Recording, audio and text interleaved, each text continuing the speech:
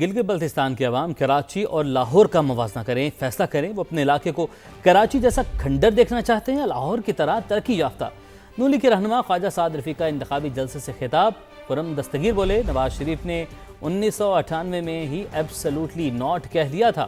امریکی صدر Bill Clinton نے $5 ارب کے عوض ایٹمی دھماکے نہ کرنے کا کہا، مگر نواز شریف نے انکار کر دیا۔ ہوئیت کا لبادہ پہن کر پاکستان کے بڑے شہروں کو کھنڈر بنانے والے وہ آپ کے مسئلے حل نہیں کر سکتے۔ کراچی اور لاہور کا موازنہ کر لیں، آپ فیصلہ کریں۔ اگر آپ کراچی کی طرح اسے اتنے حسین شہر کو کھنڈر دیکھنا چاہتے ہیں تو بھی راستہ اور فیصلہ آپ کے پاس ہے۔ اگر آپ چاہتے ہیں کہ اس خطے کو لاہور اور پنجاب کی طرح ترقی دیں تو پھر آپ کے ووٹ کی طاقت آپ کے پاس ہے۔ ایبسولوٹلی ناٹ اس کو کہتے ہیں کہ 1998 میں صدر بل کلنٹن کہے نواز شریف کو کہ یہ $5 ارب لے لو، ایٹمی دھماکہ نہ کرو، لیکن نواز شریف نے کہا میں نے پاکستان کو محفوظ کرنا ہے، میں نے گلگت بلتستان کو محفوظ کرنا ہے۔ آپ نے یہ فیصلہ کرنا ہے کہ گلگت بلتستان کو کراچی بنانا ہے کہ لاہور بنانا ہے۔ لاہور۔ پی ٹی آئی نے گلگت بلتستان انتخابات کو فراڈ قرار دے دیا۔ اسد کیسر نے الزام لگایا ہمارے ہاتھ بندھے ہوئے ہیں جبکہ باقی سب کو آزادی ہے۔ وفاقی بجٹ میں حکومت کو ٹف ٹائم دینے کا اعلان۔ تیمور سلیم جھگڑا بولے حکومت مکمل ناکام ہو چکی۔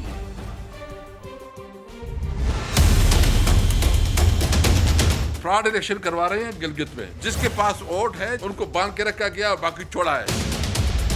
اس بجٹ میں ہم بھرپور طریقے سے پارٹیسپیٹ کریں گے اور ہم ٹف ٹائم دیں گے۔ جس طرح یہ ٹیکسز لا رہے ہیں اس کو ایکسپوز کریں گے۔ یہ ان کا 5واں بجٹ ہے شہباز شریف کا۔ یہ حکومت سراسر فیل ہو چکی ہے، ہر چیز کا الزام IMF پہ لگا دیا۔ ہم نے ان کا فیلئر ایکسپوز کرنا، تو انہوں نے یہی جو ہے وہ ایک نسخہ جو نکالا ہے، پیٹرولیم لیوی پہ پیٹرولیم لیوی لگاؤ، انکم ٹیکس 50% تک کرو، یہ نہیں ہو سکتا۔ یہ ہماری ڈیمانڈ ہے اس بجٹ میں، سر چارجز اور سپر ٹیکسز ان کو ختم کرنا۔ بجٹ کی کارروائی روکنا غیر جمہوری عمل ہے، بجٹ کارروائی روکنے کی اجازت وزیر اعلیٰ کے پی سمیت کسی کو نہیں دیں گے۔ وزیر اعلیٰ کے پی سہیل آفریدی کی وفاقی بجٹ روکنے کی دھمکی پر طارق فضل چودھری کا سخت رد عمل۔ پروگرام میرے سوال میں گفتگو کرتے ہوئے کہا سہیل آفریدی اپنے صوبے میں اپنی اسمبلی کے سامنے احتجاج کریں۔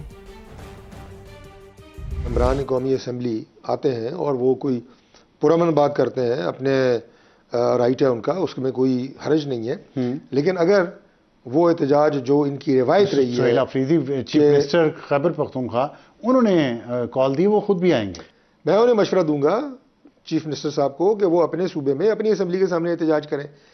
یہاں قومی اسمبلی کی کارروائی کو روکنا، بجٹ کی پریزنٹیشن کو روکنا، یہ غیر جمہوری عمل ہے۔ کیا ہم یہ کہہ سکتے ہیں کہ بجٹ کی جو پیش کرنے کی کارروائی اس کو روکنے کی اجازت وزیر اعلیٰ خیبر پختونخوا سہیل آفریدی کو بھی نہیں ہوگی؟ بالکل نہیں ہوگی، کسی کو بھی نہیں ہوگی، ہو ہی نہیں سکتی نا، اسے تو پورا ملک آپ کا چل رہا ہے۔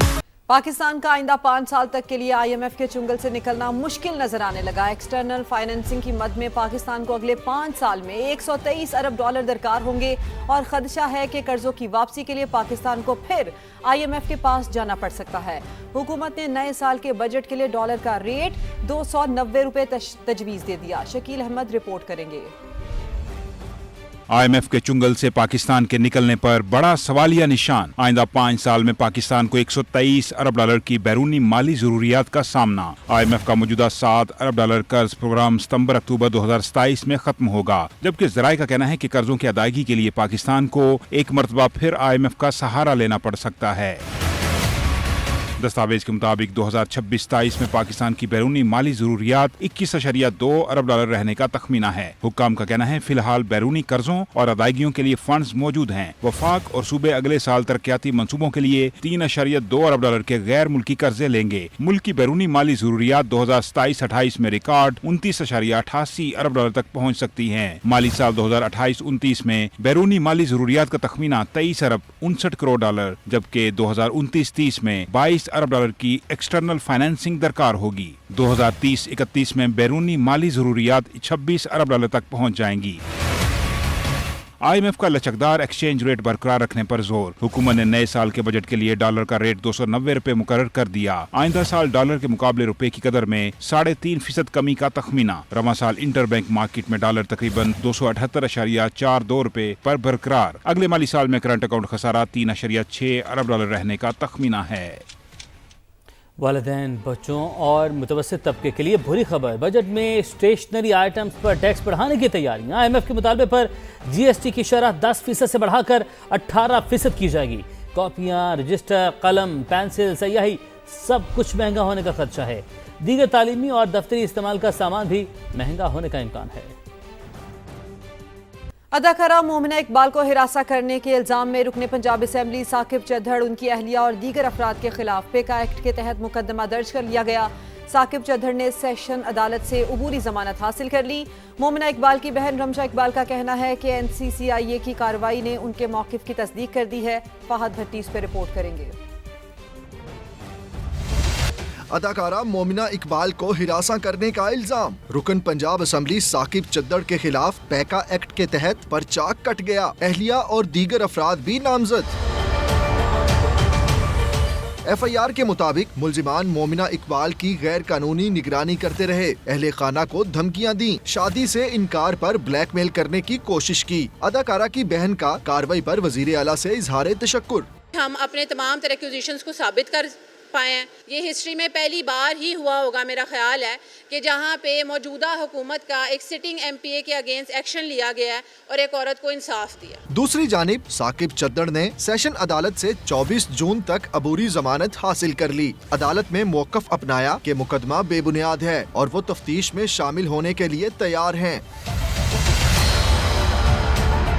रिमशा इकबाल का कहना है कि वो पीर को अदालत में नई दरख्वास्त दायर करेंगी। साकिब चद्दड़ माली दावे साबित करें, वो रकम वापस करने को तैयार हैं। साथी रिपोर्टर जहांगीर खान और अरशद अली के साथ फहद भट्टी, समा, लाहौर। अनमोल उर्फ पिंकी के खिलाफ कत्ल और मनशियात के 7 मुकदमात के समात अदालत ने चालान पेश न करने पर तफ्तीशी अफसरान पर बरहमी का इजहार किया। पीर तक मुकदमात का चालान पेश करने का हुक्म दे दिया। मुद्दई मुकदमा को 164 का बयान कलमबंद करने के लिए तलब कर लिया। पुलिस ने मौके इख्तियार किया। इंक्वायरी मुकम्मल नहीं की जा सकी, मोहलत दी जाए।